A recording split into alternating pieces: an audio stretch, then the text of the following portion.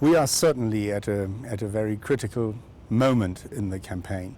We are at the beginning of drawdown of the coalition forces, of handing over responsibility to Afghan national security forces, of transitioning territories into the responsibility of Afghan authorities.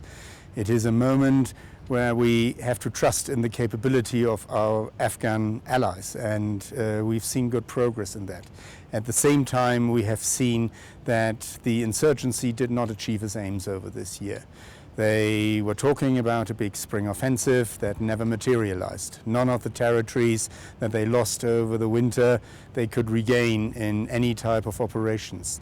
Their leaders have left them in parts and gone to Pakistan and outside the country, the middle leadership being left behind. Special force operations are out and we are hunting for them. They have not achieved what they wanted, but what they do is they plant a huge number of improvised explosive devices.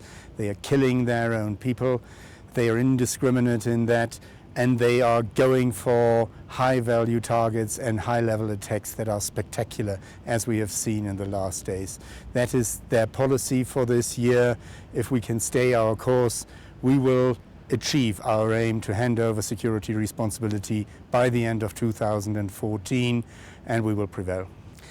The attack of yesterday in Parwan, the attack of Tarinkout on the 28th of July, the attack even on the Interconti on the 28th of June are all spectacular attacks where the Taliban have achieved to have a coordinated attack against a specific target and kill or destroy something of high value. They have failed in all three missions. As yesterday, they never achieved what their prime aim was. They did not kill the governor when they attempted to. What they achieved in all three was they killed a large number of innocent bystanders and civilians. And what has been achieved against them, that in all three cases it was Afghan national security forces in the lead who dealt with the problem and dealt with it in a rather comfortable and competent way.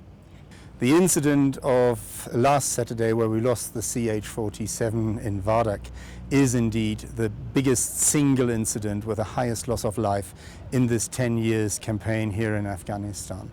To lose 38 young lives in one strife was a shock to us all, and we grieve with the families for the tragic loss of these young warriors.